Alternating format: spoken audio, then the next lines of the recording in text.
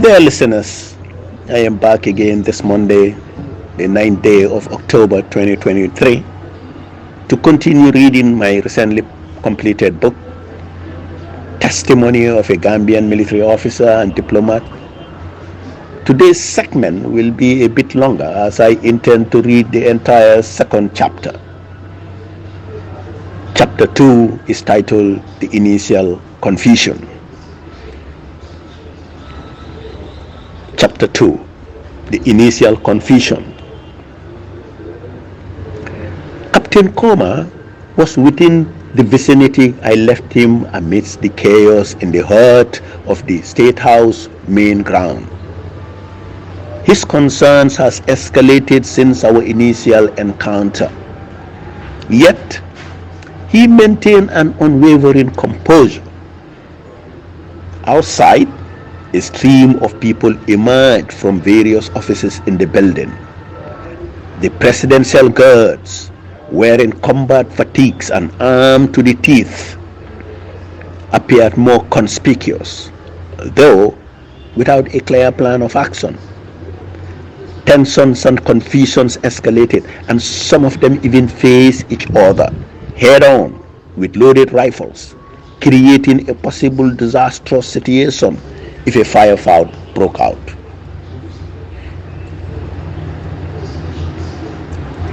The jujus or charms bulging underneath their uniforms were visible, and some guards portrayed real signs of nervousness. This force of roughly 300 men lacked adequate combat training and experience, although they enjoyed higher salaries than any other security unit in the country. Unfortunately, it had become a politically charged and a deeply tribal unit, predominantly composed of the president's ethnic group.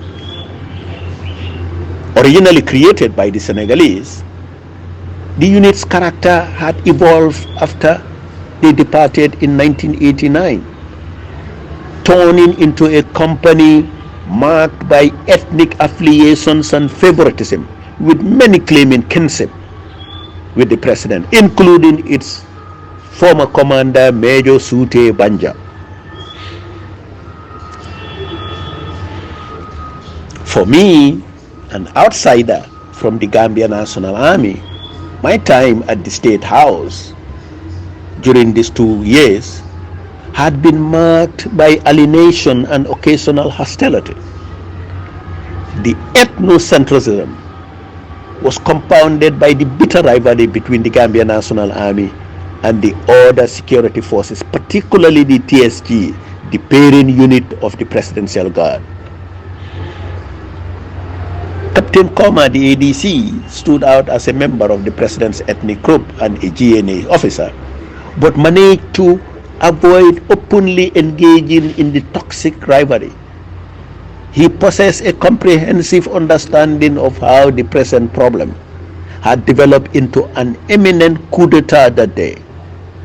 He recognized that much of the issues stemmed from the ongoing Nigerian command crisis in the army, specifically the replacement of General Abubakar Dada with Colonel Lawen Guadabe as GNA commander.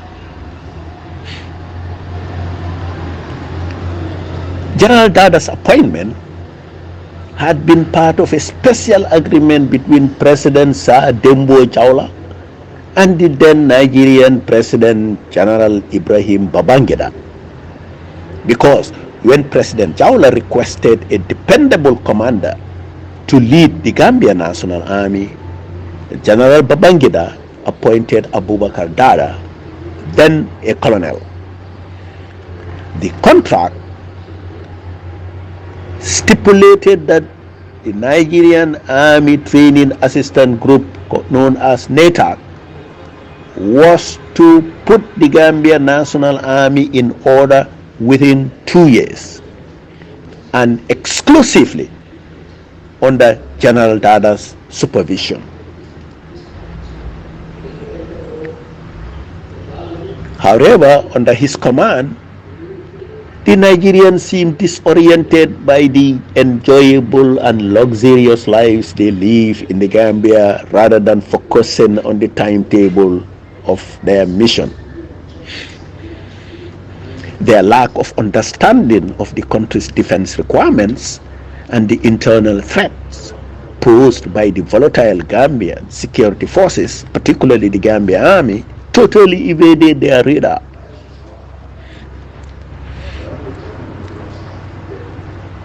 From its formation by the British in 1984 to the Nigerian involvement in 1992, the Gambian National Army, as stated, had gone through significant changes, yet the critical administrative structure introduced by the Nigerians lacked long-term succession planning for Gambian commanders.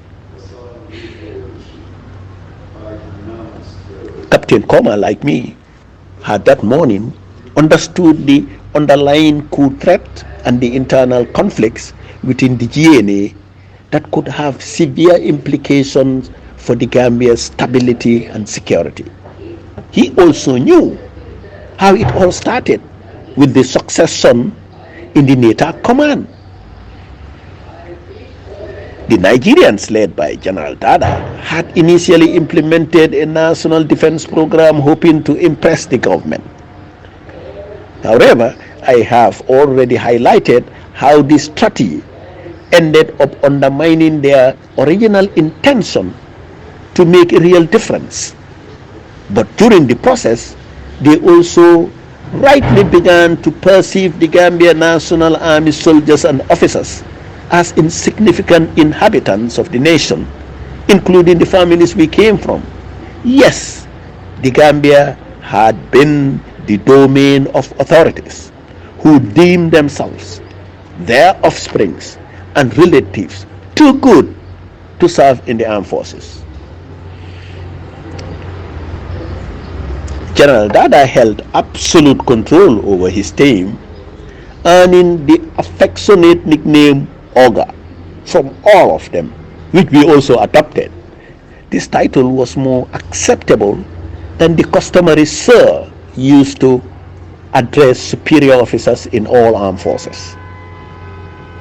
But in due course, General Babangida, who appointed General Dada, stepped down from the position of President of Nigeria, and the anticipated democratic transition to civilian rule in that country was thwarted by the Nigerian armed forces, resulting in the unpopular government of General Sani Abacha.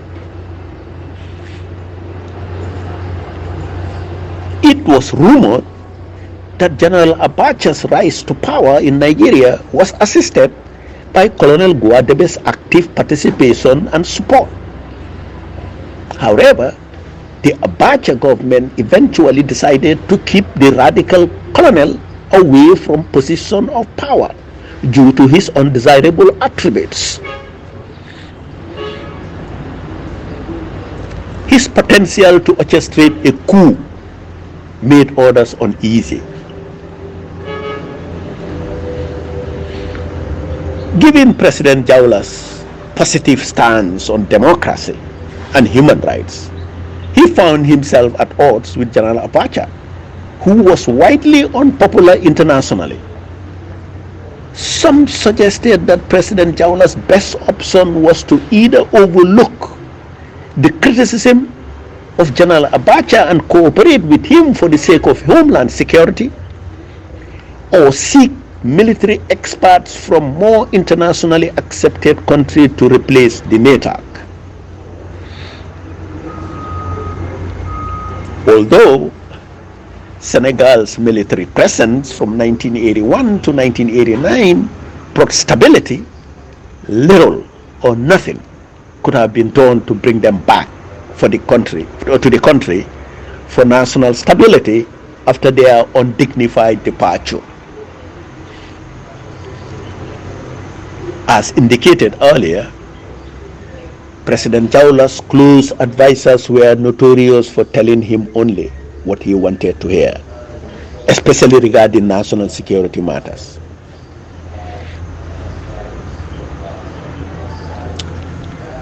The news of Colonel Guadebe replacing General Dada was first reported by the Gambian private newspaper The Point, which cited another Nigerian private newspaper as its source. General Dada was enraged when he read the article from The Point newspaper and demanded to see President Jaula immediately. However, the Permanent Secretary, Ministry of Defense, Mr. Jaha, played down the report's credibility, stating that there was no official correspondence from Nigeria to support it. General Dada's insistence on arresting and prosecuting the Point newspaper's editor for spreading false news was considered inappropriate in a democratic government like that of the Gambia. As weeks passed, rumors of Colonel Guadebe's arrival to succeed General Dada spread throughout the country. NATAC members, including all the senior officers, firmly believed that General Dada was irreplaceable. Therefore, making any attempt to replace him by Abacha would have been illegal. After barely a month, Nigeria's official letter arrived at the Defense Ministry announcing the appointment of Colonel Lawen Guadebe as the commander of the Gambia National Army and the NATAC with immediate effect. The letter also stated that General Abubakar Dada has been redeployed to the Nigerian Defense Headquarters in Abuja.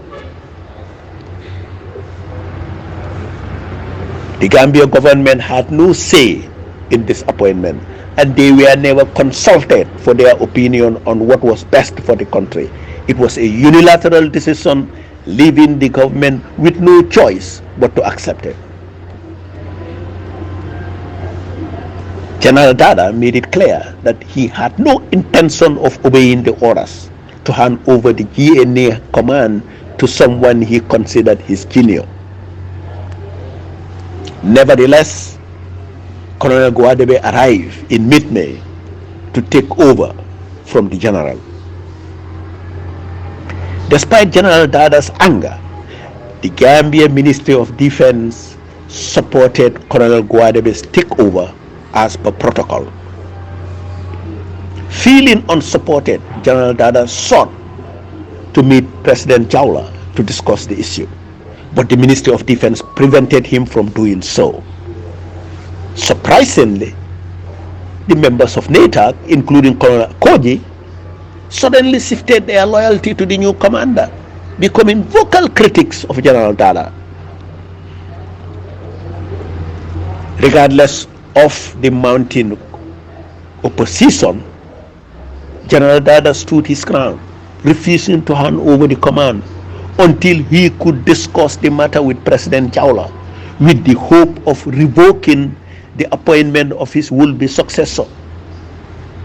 Efforts were made by Captain Koma and I to involve the president, but those attempts were met with indifference at his office at the Ministry of Defense.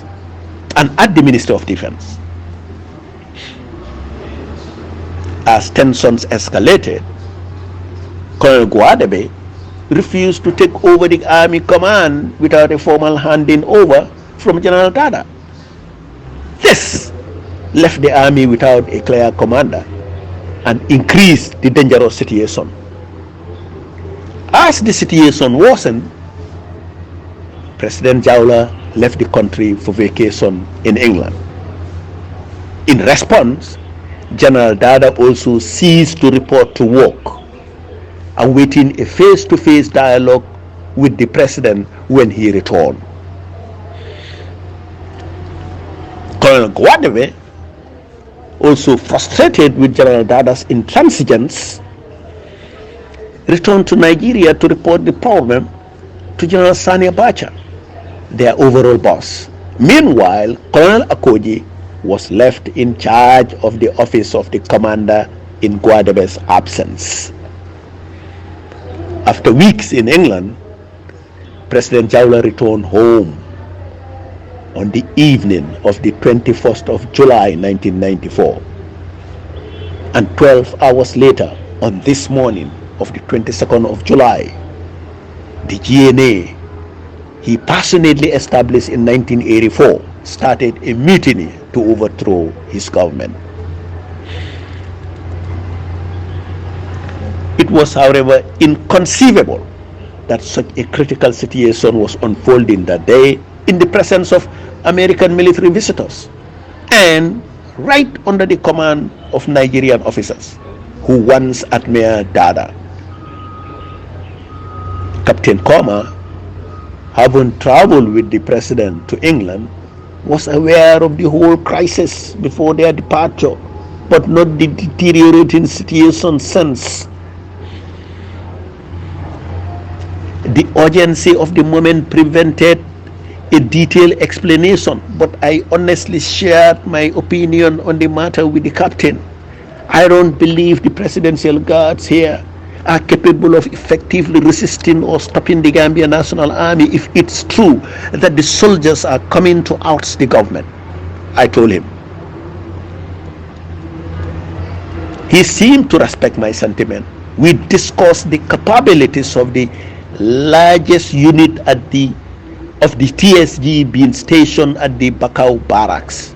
However, the thought of Major Sute Banja being in command of the unit was disheartening. After the departure of the Senegalese, Major Banja assumed the role of leading the presidential guards for an extended period. Recently, he was reassigned to command the TSG main barracks in Bakau. Interestingly, he used to assert that President Jawla was his uncle and bore uncanny physical resemblance with Sir Dembo. During past protests by the Gambia National Army soldiers, the TSG from Bakau barracks had been deployed at the Denton Bridge to prevent the soldiers from crossing into Manjul. Their impressive performance had solidified their reputation as a loyal national security force and had since become the preferred choice over the GNA. Back then, Major Rahim Jonga, now the deputy IGP, was in charge of the Bakau barracks. Jonga was a dedicated officer, trained by the Senegalese during the early days of the Senegambia Confederation. Despite the departure of the French-speaking mentors, or his French-speaking mentors 6 years ago, he continued to operate with the unwavering dedication, determined to prove that the paramilitary force established by the Senegalese was as capable as the British-created Gambia National Army Force. But by 1994, Major Jonga had moved to the police headquarters after the government merged the TSG with the Gambia Police Force under the command of Major Fasila Jagana, a former army officer. Major Banja had taken over the command from Major Jonga. All those changes were in fact precipitated by the departure of the Senegalese forces, while the power imbalance between the two rival forces, the GNA and the TSG, occurred after the arrival of the Nigerians and their ill-conceived policy of over-arming the army. Ultimately, I suggested the notion with Captain Koma of visiting the Gambia Marine Unit to explore the possibility of utilizing their arsenals for the city's defense should the need arise. In my estimation, if the advancing soldiers from Yundum decided to forcefully enter Banjul, the Marine Unit alone had the capability to mount a formidable challenge. Relocating to the Marine unit emerged as the most logical course of action under the circumstances. Captain Koma offered no objection. His demeanor still composed and unflustered. His assurance may have stemmed from the presence of the American forces, because the prospect of the Gambia National Army violently seizing the State House in the presence of the American ambassador, the battleship commander, and their associates equated to a declaration of war against the U.S. government. The Gambia Marine Unit operated independently within the Gambia National Army and specialized in maritime operations. Based in Banjul, their primary responsibilities including patrolling the River Gambia with armed boats to prevent illegal fishing by foreign poachers. It was the only unit equipped with heavy weapons that could match those at Yundum Barracks. And if led by the right people, I thought they could pose a significant challenge to the mutineers.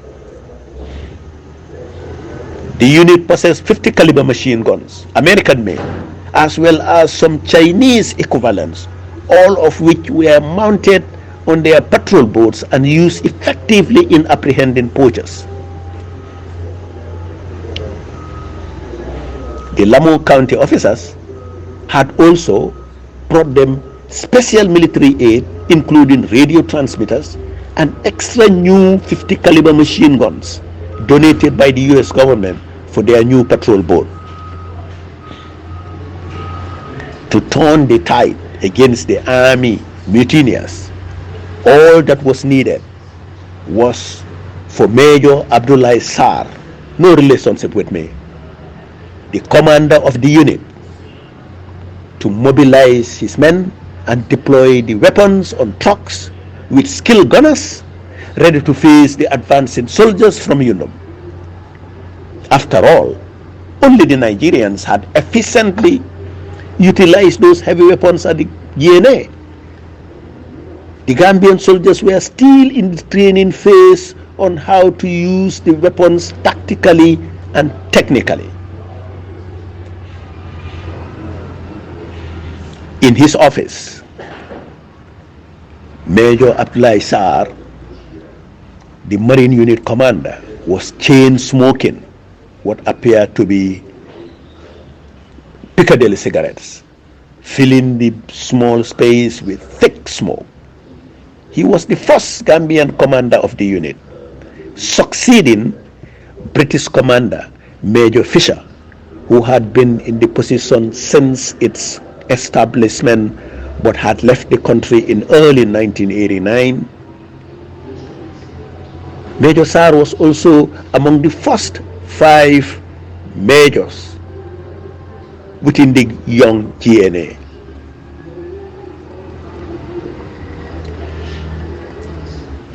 The Marine Unit compound was situated in an open area at the Banjul ports, enclosed by a wired fence and isolated, consisting of a fairly large pier, a few offices, metal containers serving as storerooms, and a communication room. After my suggestion of mobilizing his men and employing the heavy weapons in his unit, Major Sarr saw no interest in the idea. He lacked trust in his men, fearing they might secretly be involved in whatever was happening in Yundum. It was a plausible consideration. Around 9:30 a.m., concerned government officials started calling Major Sarr's office to inquire about the situation in the army. He assured them not to worry and promised them with severe consequences awaiting the perpetrators of the crisis. Despite his assurances, the continuous calls coupled with the mystery in progress only left us more worried. He was genuinely concerned about whether his men outside were not already part of the unfolding events, but was also unwilling to leave the office to find out.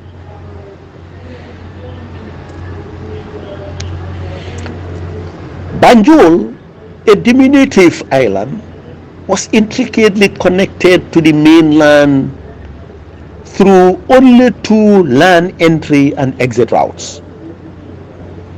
These two routes converge 2 miles beyond the city's limits, forming a single main highway that stretched towards the Combos, a vital artery. The major bridge known as Denton Bridge lay 4 miles away from the heart of the city.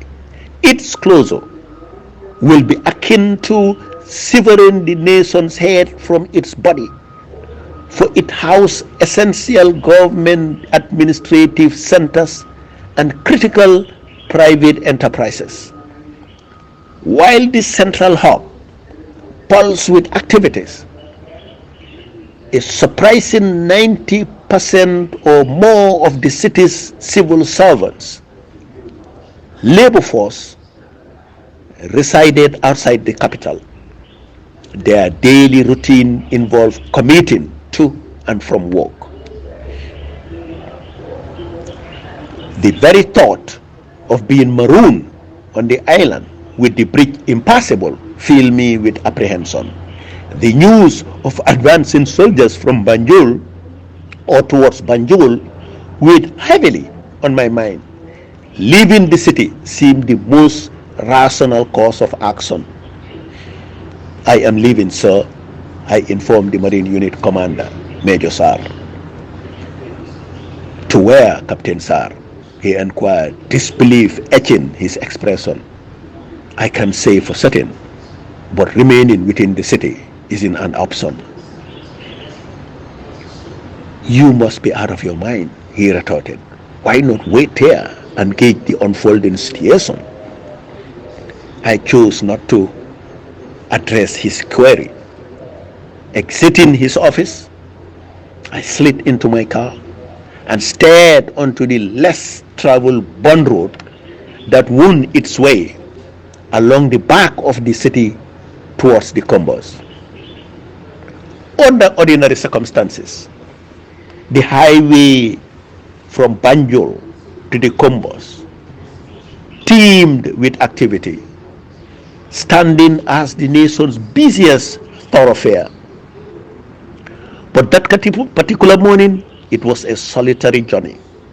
The absence of other vehicles on the road was glaring evidence that something was gravely amiss.